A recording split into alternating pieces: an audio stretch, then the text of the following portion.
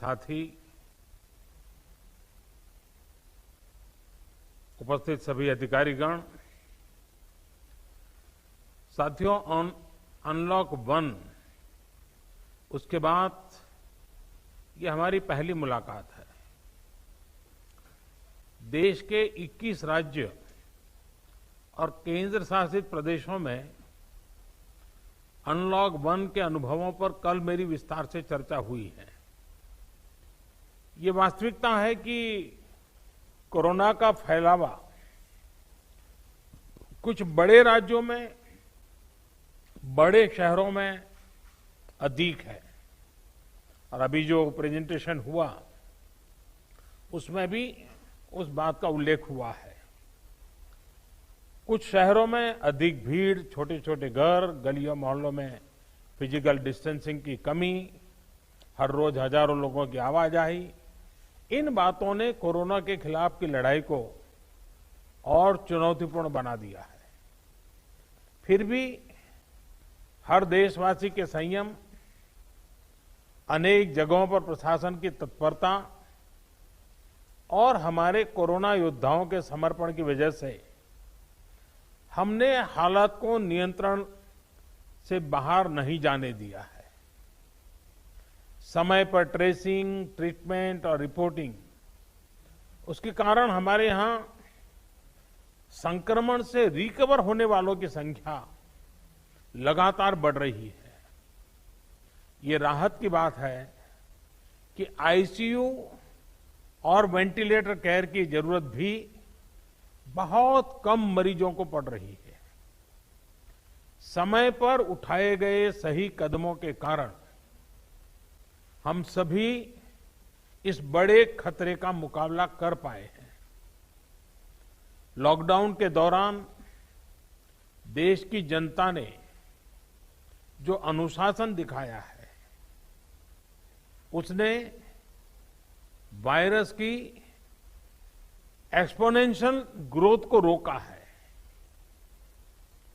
चाहे इलाज की व्यवस्था हो, हेल्थ इंफ्रास्ट्रक्चर हो, ट्रेन मैन पावर हो, आज हम कहीं ज्यादा संभली हुई स्थिति में हैं। आप भी इससे परिचित हैं कि सिर्फ 3 महीने पहले पीपीई के लिए, डायग्नोस्टिक किट्स के लिए सिर्फ भारत में ही नहीं, दुनिया के अनेक देशों में हाहाकार मचा हुआ था। भारत में भी बहुत लिमिटेड स्टॉक था, क्योंकि हम पूरी तरह से इंपोर्ट पर डिपेंडेंट थे।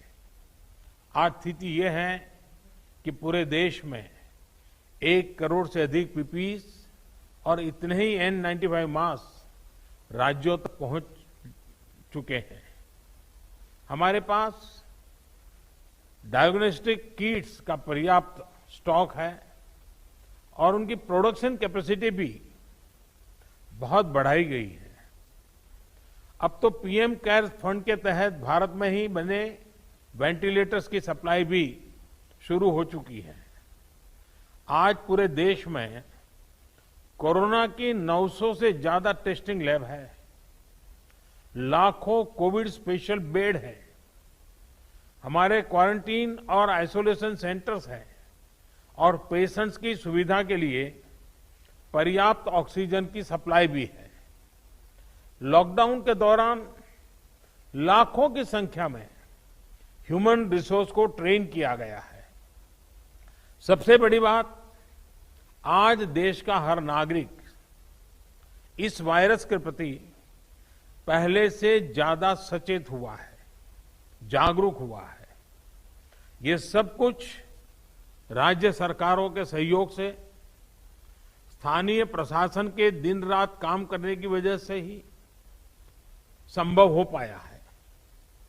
साथियों, कोरोना के खिलाफ लड़ाई में जीत का विश्वास दिलाने वाली इन बातों के बीच हमें health infrastructure, information systems, emotional support और पब्लिक पार्टिसिपेशन, इसी तरह निरंतर बल देना होगा।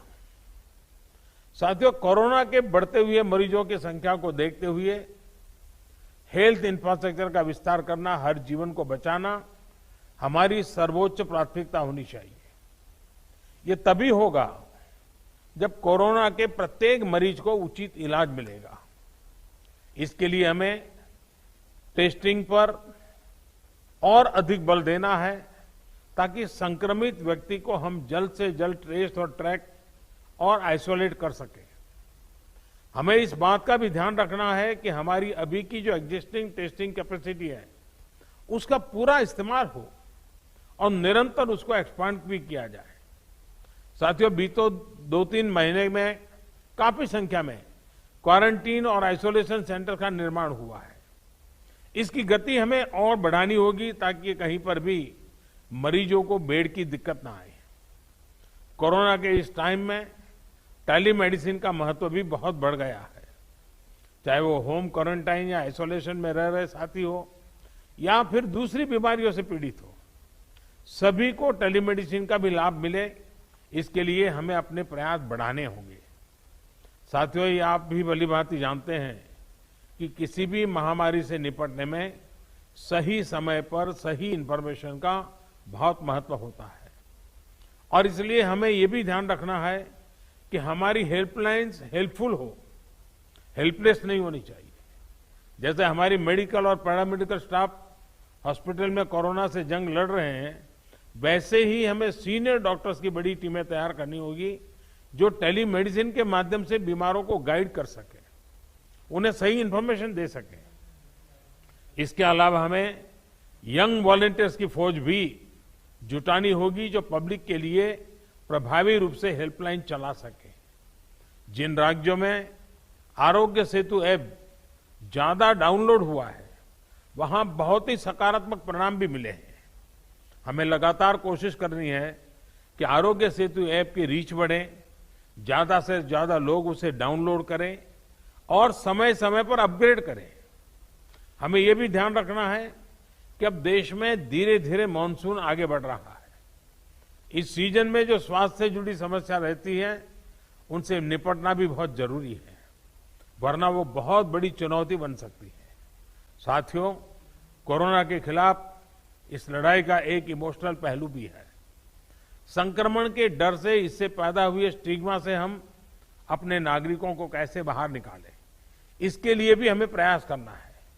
हमें अपने लोगों को ये विश्वास दिलाना है कि कोरोना को परास्त करने वालों की संख्या बहुत ज्यादा है और ये तेजी से ज्यादा लोग रिकवर भी हो रहे हैं, संख्या बढ़ रही है।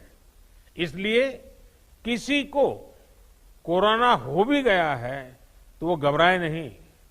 जो हमारे कोरोना वॉरियर्स हैं, हमारे डॉक्टर्स हैं, दूसरे हेल्थ वर्कर्स हैं, उनके लिए भी जरूरी सुविधाओं को सुनिश्चित करना हमारी प्राथमिकता में होना चाहिए।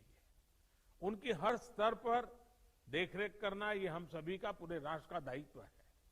साथियों, कोरोना के खिलाफ लड़ाई में समाज के कई तबकों ने, हर क्षेत्र से जुड़े लोगों ने, सिविल सोसाइटी के लोगों ने हमें निरंतर प्रोत्साहित करते रहना चाहिए। जन भागीदारी इस लड़ाई में बहुत आवश्यक है और अब तक जो जन नागरिकों की तरफ से सेवा मिली है उनकी भूमिका बड़ी प्रशंसनीय रही है। हमारे पब्लिक स्पेस में, हमारे दफ्तरों में मास्क या फेस कवर, फिजिकल डिस्टेंसिंग और सैनिटाइजेशन की प्रक्रिया को बार बार लोगों को याद दिलाना है। इसमें किसी को लापरवाही नहीं करने देना है। साथियों, अनेक राज्य कोरोना के खिलाफ लड़ाई में बहुत सराहनीय काम कर रहे हैं। इन राज्यों की बेस्ट प्रैक्टिसेस है और उसको जानना भी जरूरी है और लोगों को बताना भी जरूरी है। मुझे विश्वास है कि हर राज्य अपने अनुभव और अपने सुझाव यहां खुले मन से रखेंगे, जिससे आने वाले दिनों में एक बेहतर रणनीति बनाने में हम सभी को मदद मिलेगी।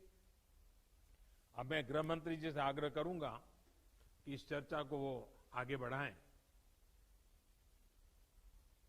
अब मैं महाराष्ट्र के मुख्यमंत्री श्रीमान उद्धव ठाकरे से निवेदन करूंगा कि वो महाराष्ट्र की बात इस वीडियो कॉन्फ्रेंस में रखें। आदरणीय प्रधानमंत्री जी, आदरणीय गृह मंत्री जी, सभी साथी मुख्यमंत्री जी, सभी अधिकारी वर्ग, सबको नमस्कार, प्रणाम।